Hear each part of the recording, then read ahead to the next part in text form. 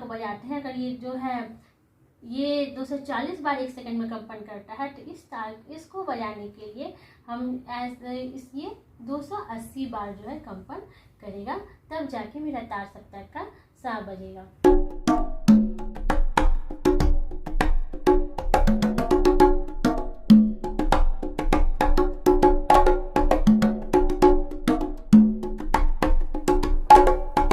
नमस्कार दर्शकों, world of classical music में एक बार फिर से आपका स्वागत है। आशा करते हैं आप सब अच्छे होंगे और मेरे म्यूजिक चैनल जो है, ये संगीत का चैनल, इसको एंजॉय करते होंगे। इससे नॉलेज आपको ज़रूर मिलता है, जो आपको नॉलेज चाहिए। अभी तक मैंने जो इसमें पढ़ा है, इसमें ज़रूर आप जो है इससे लाभ उठाते होंगे। तो आगे भी मेरे चैनल पर बने रहिए प्लीज़। आप जो है अगर चैनल को मेरे देख रहे हैं और अभी तक सब्सक्राइब नहीं किए हैं तो जल्दी से सब्सक्राइब कीजिए और बेल आइकन दबाना बिल्कुल नहीं भूलिएगा। तो आगे हम चलते हैं हम नाद के बारे में। नाद जो है हमारा चैप्टर नाद का मतलब उससे चल रहा है, एपिसोड से चल रहा है। कई वीडियो में मैंने नाद को बताया है। तो मैंने पिछले वीडियो में बताया है कि नाद के प्रकार क्या होते हैं और नाद है क्या। नाद की परिभाषा भी मैंने बताई है कि नाद की परिभाषा क्या है। वीडियो देख रहे हैं तो जरूर निश्चित रूप से देखे हों कि नाद किसे कहते हैं। संगीत उपयोगी ध्वनियों को नाद कहते हैं। तो संगीत उपयोगी ध्वनियाँ जो है वो ध्वनि जो है बांटी गई है, वैज्ञानिक आधार पे बांटी गई है। और उसके बांटने का जो मेन कारण है, क्या उसके लक्षण है, क्या विशेषताएं, किन विशेषताओं के आधार पे ध्वनि का वर्गीकरण किया गया है, उन विशेषताओं को हम आपके सामने अब रखेंगे। तो ध्वनि या नाद की 3 विशेषताएं होती हैं जिनको लक्षण भी कहते हैं। ध्वनि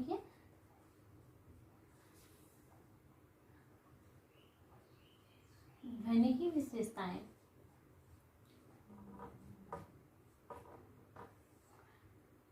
इसको ध्वनि का लक्षण भी कहते हैं, जिनके आधार पे इसका वैज्ञानिक वर्गीकरण ध्वनि का किया गया है। तो 3 विशेषताएं होती हैं। पहला होता है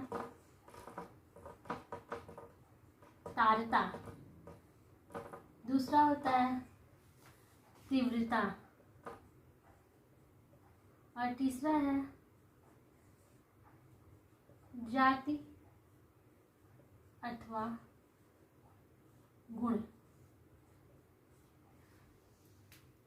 इन्हीं आधार पे ध्वनि का हम लोग वर्गीकरण करते हैं। तो तारता, इसको पहले आप समझिए कि तारता है क्या। जैसे कि कोई तार है या कोई भी वस्तु है, सतह है, कोई सतह है, तो जब हम इस पे आघात करते हैं, इस पे घर्षण करते हैं, तो ये अपनी जगह से आंदोलित करती है, अर्थात कंपन करती है इस तरीके से। कभी कभी क्या होता है, कंपन जो ऐसे होता है, कभी कभी कंपन बहुत, ये प्रति सेकंड कंपन है। प्रति सेकंड में ये तार जो है 2 ही बार कंपन किया, प्रति सेकंड में ये तार 4 बार कंपन किया। इससे पता चलता है कि ये तार इस आवाज की तुलना में ये आवाज जो है दूना ऊंचा है।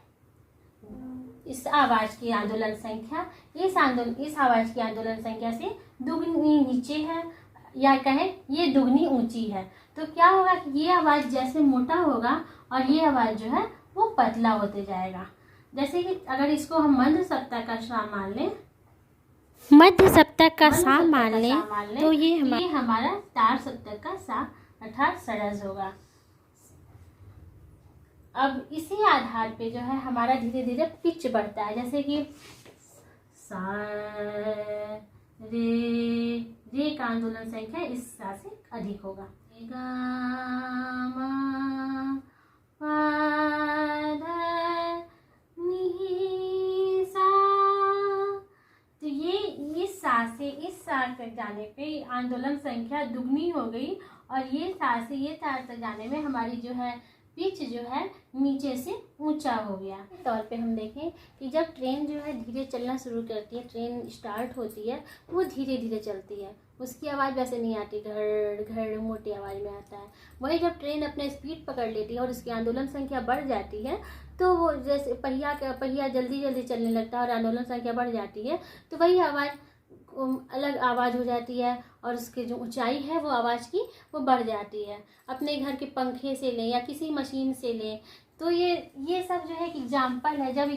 जब उसकी आंदोलन संख्या या उसकी कंपन संख्या कम रहती है, तो वो जो नाद की ऊंचाई कम रहती है, नीचा रहता है, जब आंदोलन संख्या बढ़ जाती है तो नाद की ऊंचाई बढ़ जाती है। जैसे इसकी आंदोलन संख्या 240 है और ये इससे दुगना 280 हो जाता है। ये आंदोलन संख्या इसकी 280 हो जाती है तार सप्तक की आंदोलन संख्या, और इस तरीके से नाद जो है वो नीचे से ऊंचे की ओर चल जाता है। मतलब ये अगर 1 सेकेंड में 240 बार ये कंपन करता है, इसको बजाने के लिए अगर हम तार वीणा के तार पे इस सा को बजाते हैं, अगर ये जो है ये 240 बार 1 सेकेंड में कंपन करता है, तो इसको बजाने के लिए हम ये 280 बार जो है कंपन करेगा, तब जाके मेरा तार सप्तक का सा बजेगा। अब इसका आधार क्या है, नाद के पिच का आधार क्या है, कैसे नाद का पिच इनका निर्धारण होता है, इसको हम आपको समझा रहे हैं। नाद की तारता तो आप समझ ही गए होंगे। नाद की तारता है क्या, नाद का ऊंचा नीचापन। कोई भी गायक या वादक एक स्वर में नहीं गा सकता, उसको या बजा सकता है, उसको नाद की ऊंचाई नीचाई का आधार लेना ही पड़ता है, पिच का आधार उसको लेना होता है। और ये जो है आंदोलन संख्या पे आंदोलन संख्या पे आधारित होती है, कितना आंदोलन संख्या बढ़ा और कितना घटा। तो लेकिन जिसका मतलब आधार, आंदोलन संख्या का आधार क्या है, क्यों आंदोलन संख्या कभी अधिक कभी कम हो जाती है, कैसे आंदोलन संख्या कभी अधिक कभी कम हो जाती है, अगर हम कोई चीज़ बजा रहे हैं या कोई चीज़ बज रहा है तो किस आधार पे ये आंदोलन संख्या अधिक और कम होती है, वो हम आपको बताएंगे। तो पहला इसका आधार है आकार, दूसरा प्रकार, तीसरा घनत्व और 4 नंबर है तनाव। जो आंदोलन संख्या के आधार हैं वो कैसे इसको प्रभावित करते हैं, कैसे ऊंचाई नीचाई को प्रभावित करते हैं, क्यों आकार बड़ा छोटा होने पे कैसे प्रभावित होता है, ये नाद की तारता कैसे प्रभावित होती है, वो हम आपको बताने जा रहे हैं। तो सबसे पहले हम देखते हैं आकार के बारे में। आकार के बारे में हम ले लें तबला। सब लोग देखे होंगे कि एक तबले का जो है बड़ा होता है और एक तबला छोटा होता है।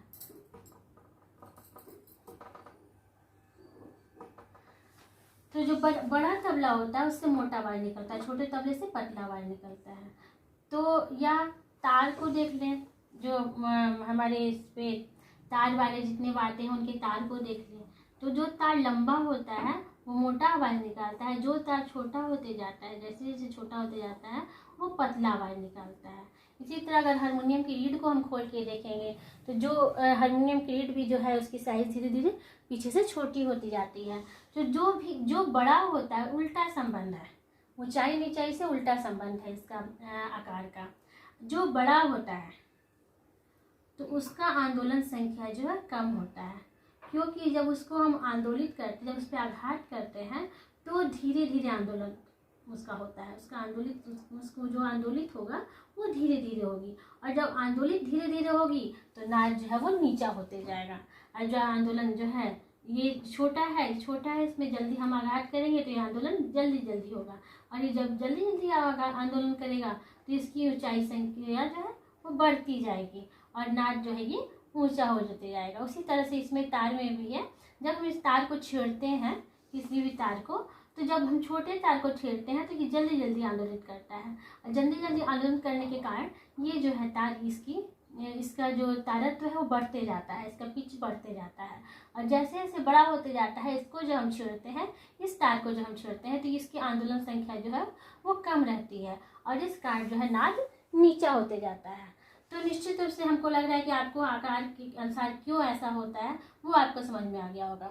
अब हम इसके दूसरे टॉपिक पे जाते हैं, दूसरे आधार पे जाते हैं, प्रकार पे।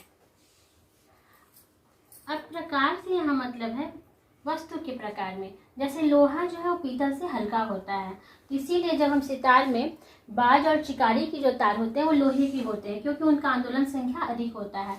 और जब हम बाहरी स्वरों को गाते हैं तो पीतल के तार से गाते हैं, क्योंकि इनका आंदोलन संख्या जो है वो कम होता है, जिससे नाद नीचा होते जाता है। और लोहे की आंदोलन संख्या पीतल की आंदोलन संख्या से अधिक होती है, जिससे नाद ऊंचा होते जाता है। इस तरीके से आप समझ गए होंगे कि वस्तु का जो प्रकार है, वस्तु की धातु है या वस्तु किस तरीके का है, वो जो उस पर आंदोलन संख्या जो है वो निर्भर रहती है। अब तीसरा क्या है, घनत्व। घनत्व से हमारा मतलब है मोटाई और पतलाई से, जो वस्तु की मोटाई है और पतलाई है उसका घनत्व कितना है।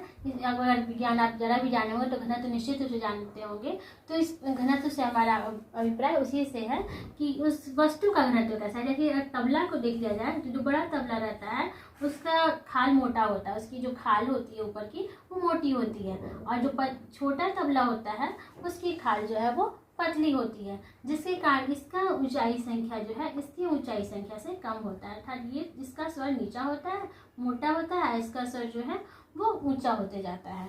वैसे अगर तार में कहा जाए तो लोहा जो है पीतल से कम भारी होता है, अर्थात इसका घनत्व संख्या जो है पीतल की घनत्व संख्या से कम है, और इस कारण जो है पीतल जो है वो मोटा होते जाता है। पीतल मोटा होने के कारण इसका स्वर नीचे होता है और लोहे का स्वर जो है ऊंचा होता है।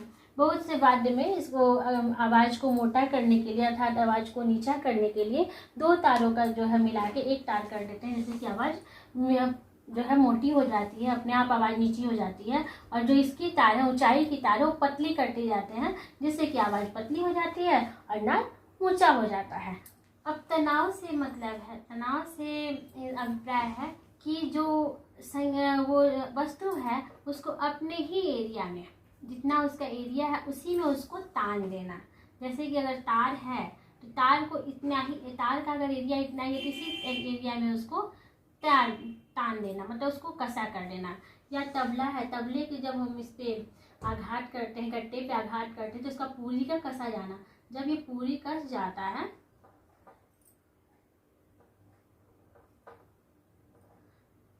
जब हम तबले के गट्टे पे जब वार करते हैं हथौड़े से, आप देखे होंगे कि वादक जो है, तबला वादक जो है यहाँ पे आघात करता है, जिससे कि ये कस जाता है और जो है आवाज़ जो है ऊंची हो जाती है, आवाज़ सही हो जाती है। इसी तरीके से जब तो तार होता है, तार को उसी एरिया में अगर कसा जाता है, तानपुरे के तार को, तो आवाज़ जो है ऊँची हो जाती है।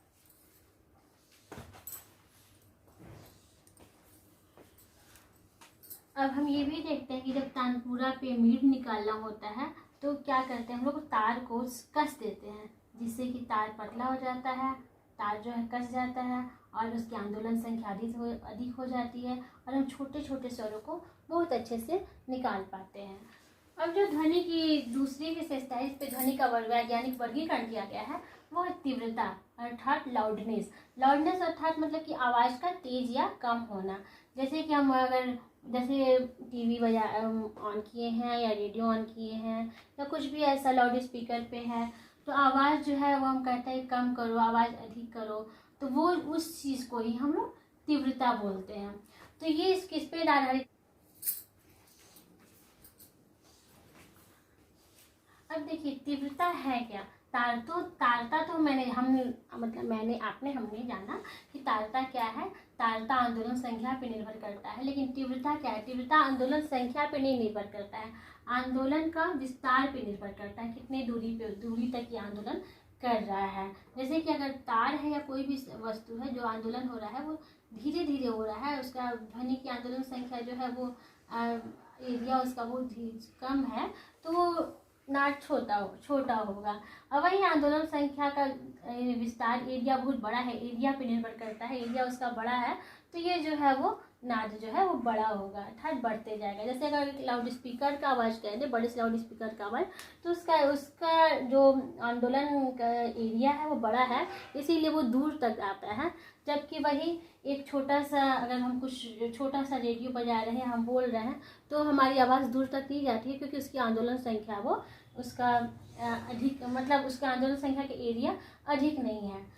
इसको इससे एग्जाम्पल समझ सकते हैं कि तानपुरा के एक तार है, उसको हमने धीरे से छेड़ा, तो जब धीरे से छेड़ेंगे तो जितना इधर गया उतना उधर गया, तो वो आवाज़ जो है वो धीमा होगा। वही अगर तानपुरे के तार को हम दूर तक छेड़ते हैं तो वो जो उसकी आंदोलन का विस्तार जो है वो ज़्यादा होगा और वो ज़्यादा आवाज़ देगा। तो इस तरीके से हम समझ सकते हैं कि नाद की तीव्रता या प्रबलता क्या है। नाद की तीव्रता या प्रबलता है, उसको भी जो हमारे कान हैं उनको सुनने का एक लिमिटेशन है। ज़्यादा लिमिट तक हमारे कान उसको नहीं सुन सकते हैं। और वो क्या होता है, कान के पर्दे भी फट सकते हैं या हम कुछ भी हो, मतलब शरीर में कोई भी हानि हो सकती है।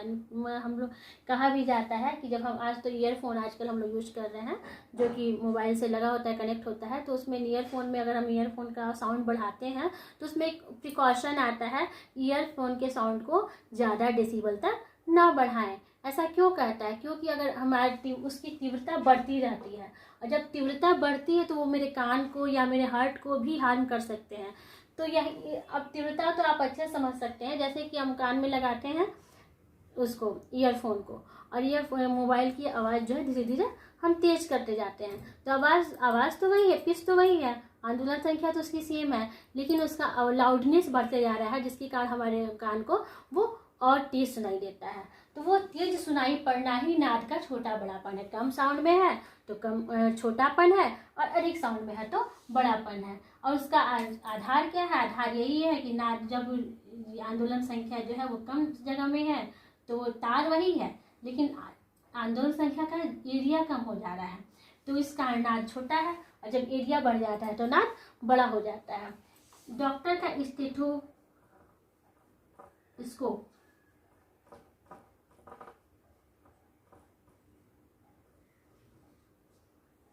इसी थ्योरी पे आधारित रहता है। नाद का छोटा बड़ापन जो थ्योरी है इस पे ही आधारित रहता है। अब हम निश्चित रूप से आप समझ गए हो कि नाद की तीव्रता क्या है, नाद को कैसे, तीव्रता को कैसे जाना सकता है, और सारी आवाज़ को हमारे कान नहीं सुन सकते हैं, और जो आवाज़ जो है ज़्यादा लाउड है उस आवाज़ को हमारे कान जो है उनकी एक लिमिटेशन है, उससे अधिक हमारे कान नहीं सुन सकते हैं। और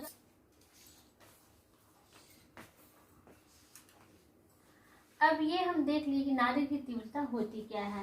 नाद की तीव्रता हमने जान लिया, नाद की तारता हमने जान लिया, और नाद का जो तीव्रता का लेवल है वो भी हमने जान लिया कि हाँ, तीव्रता जो है ज़्यादा नहीं होना चाहिए। एक श्रुति देहली होती है जिसको थ्रेशोल्ड ऑफ हियरिंग बोलते हैं, उससे अधिक अगर हम कान में अपने आवाज़ उससे अधिक कान में मेरी आवाज़ जाती है तो कान के पर्दे फट सकते हैं या कुछ भी शरीर में हो सकता है, क्योंकि एक लिमिटेशन है जिससे अधिक हमारे कान नहीं सुन सकते हैं। अगर नाद की तारता अधिक है, तारता नाद की अधिक है, तीव्रता कम भी है, तो नाद जो है वो दूर, मतलब कि हमको सुनाई दे देगी। अब ये बात बहुत जानने योग्य है कि नाद अगर कोई ऊंचा है, मतलब अर्थात उसकी तारता ज़्यादा है और तीव्रता कम है, अर्थात नाद छोटा है, तो भी हमारे कान सुन लेंगे। लेकिन अगर तीव्रता अधिक है तो हमारे कान को हार्म पहुंच सकता है, इसलिए तीव्रता को कम रखना चाहिए, एक लिमिटेशन तक रखना चाहिए। हाँ, तारता आप कितना भी बढ़ा सकते हैं, तारता अगर एक नियमित ढंग से है, आंदोलित हो रहा है और कर्णप्रिय है तो कितना भी ऊंचा जा सकता है, लेकिन तीव्रता को एक लिमिटेशन है, तीव्रता का एक लिमिट होता है। अब तीसरा पॉइंट क्या है इसका, हम आपको दिखाते हैं। और नाद की जाति अथवा गुण से जो है हम ये समझते हैं कि जैसे कि कहीं भी अगर कोई गायन वादन हो रहा है तो कौन सा उसमें गायक का आवाज़ है, कौन कौन से वाद्य यूज हुए हैं, वो हम लोग सुन के बता देते हैं। उसमें ढोलक है, तबला है या ऑर्गन है, मतलब क्या कौन कौन सा वाद्य यूज हुआ है हम लोग सुन के बता सकते हैं। तो वो उसका कारण है यही जाति अथवा गुण। तीव्रता तो वही है, तारता तो वही है, फिर भी जो हम अलग अलग कैसे जानते हैं, इसको समझने के लिए हमको सबसे पहले उपस्वरों की तीव्रता समझना पड़ेगा। उपस्वरों का हमारा और आपका जानना बहुत आवश्यक है कि उपस्वर है क्या, कैसे उपस्वर जो है वो प्रभावित करते हैं नाद की जाति अथवा गुण को। तो ये जानने के लिए प्लीज़ हमारा आप आगे का वीडियो देखिए और मेरे वीडियो में बने रहिए। तब तक के लिए धन्यवाद, नमस्कार, प्रणाम। अगर अभी तक सब्सक्राइब नहीं किए प्लीज़ सब्सक्राइब कीजिए। और क्या आपको और सीखना है, क्या आपको और जानना है नाद के बारे में, प्लीज़ हमारे कमेंट्स बॉक्स में लिखिए, और जिससे कि हम आपको बता सकें कि नाद के बारे में और क्या क्या आप जान सकते हैं। नाद हमारा ये वीडियो ऐसे ही चलता रहेगा क्योंकि नाद में भी बहुत कुछ हम लोग को सीखना बाकी है। तब तक के लिए धन्यवाद, नमस्कार, प्रणाम।